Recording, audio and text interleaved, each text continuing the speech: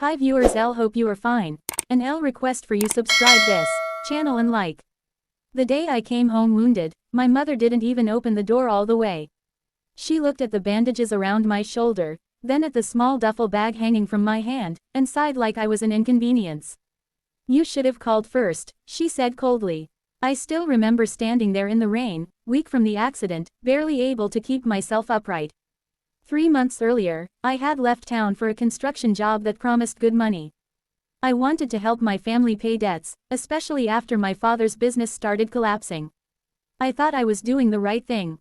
But one accident changed everything. A steel beam slipped at the site. I survived, but my shoulder was badly injured. The company replaced me within days. No compensation, no apology, just silence. And suddenly, I became useless. When I finally returned home, I expected comfort. Maybe kindness. Instead, my younger brother Ethan walked past me carrying shopping bags and muttered, "Great, now she's back." Back then, I didn't understand why everyone looked nervous around me. Until I saw the papers on the kitchen table. Loan agreements, property documents, and my grandfather's land. My grandfather had passed away only 2 weeks earlier. I hadn't even known because nobody called me while I was recovering in another city hospital. That realization shattered something inside me. Grandpa was the only person who truly loved me. When I was little, I used to spend summers with him on his quiet farm outside town. While the rest of the family chased money and appearances, Grandpa spent his days caring for bees. Hundreds of them. People laughed at him, but he always smiled and said, "Bees only sting when they feel threatened. Humans do worse for free." At the time, I never understood what he meant. But standing in my parents' kitchen that night, watching my family secretly divide his property, I finally did. "You're not staying long, right?" my mother suddenly asked. I stared at her. "I just came home." She crossed her arms. "We're already struggling financially, Claire." Financially. That word again. Everything in my family revolved around money. Love depended on it. Respect depended on it. Even grief depended on it. That night, while everyone slept upstairs, I sat alone in Grandpa's old truck parked outside the house. I cried so hard my chest hurt. Not because of the injury. Not because I lost my job. But because I realized I no longer had a family. Then I noticed something inside the glove compartment. A small yellow envelope. My name was written on it in Grandpa's handwriting. And inside was a key, along with one sentence that changed my life forever. "If they forget your worth, follow the bees." At that moment, I had no idea Grandpa had just handed me the beginning of everything. The next morning, I drove to Grandpa's farm before sunrise.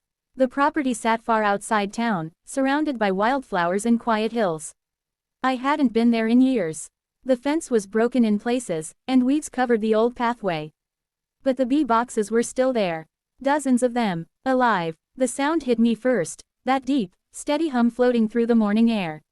For the first time in months, I felt calm. I unlocked the farmhouse using Grandpa's key. Dust covered the furniture, but everything smelled exactly the same. Honey, wood, and old books. Then I found another letter waiting on the kitchen table.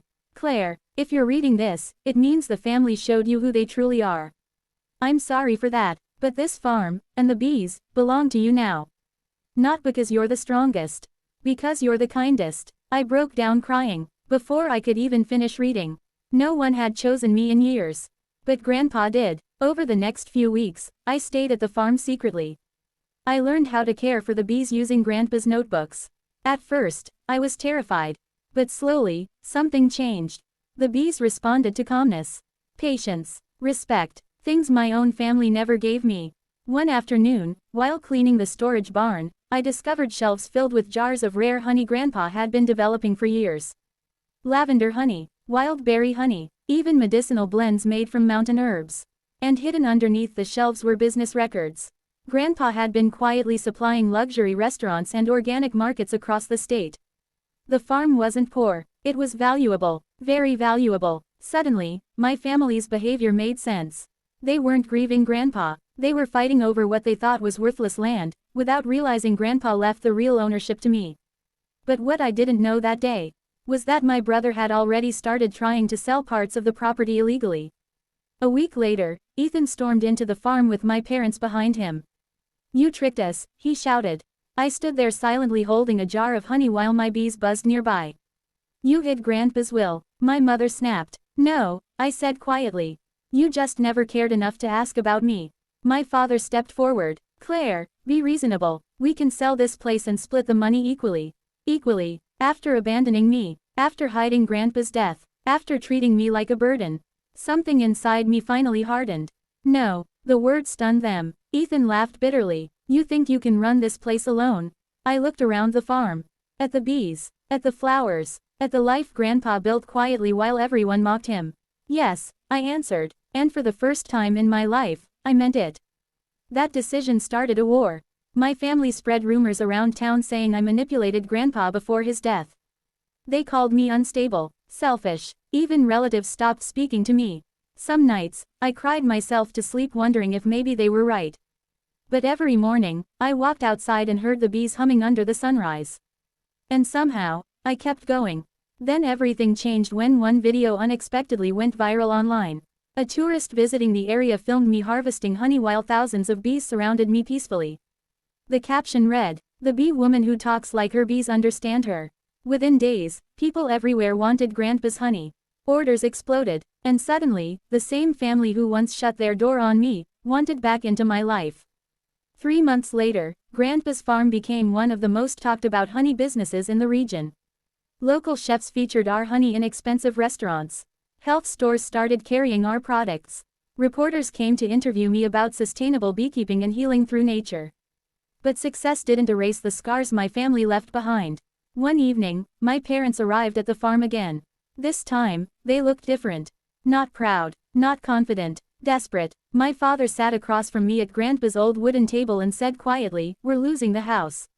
I stayed silent. My mother's eyes filled with tears. "Please help us." The same people who abandoned me when I was injured, now needed the daughter they once treated as worthless. For a moment, anger burned inside me. I remembered the cold door. The whispers. The humiliation. I remembered crying alone in Grandpa's truck feeling completely discarded. And they remembered it too. Because nobody could look me in the eyes. Finally, Ethan spoke softly. "We were wrong." Hearing those words should have felt satisfying, but strangely, it didn't. Because revenge doesn't always heal pain. Sometimes it only proves who people really are. I stood up slowly and walked toward Grandpa's old window overlooking the bee fields glowing gold under the sunset. Then I said something none of them expected. "I'll help you, but things will never go back to the way they were."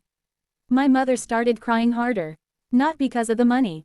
Because for the first time, she realized what their greed had destroyed. I paid enough to stop them from losing the house. But I never moved back. The farm became my home. My peace. My second chance. Over time, I hired workers from small towns, especially women who had nowhere else to go. Some were escaping betrayal. Some were rebuilding their lives just like me.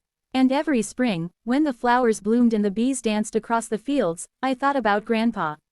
About his quiet wisdom, and the sentence he left behind. "If they forget your worth, follow the bees." Now I finally understood. The bees never cared about beauty, or status, or money. They only responded to care, patience, and truth. Humans should learn from that. Because sometimes the people who break you, accidentally lead you toward the life you were always meant to find. And sometimes, losing your family is exactly how you discover yourself.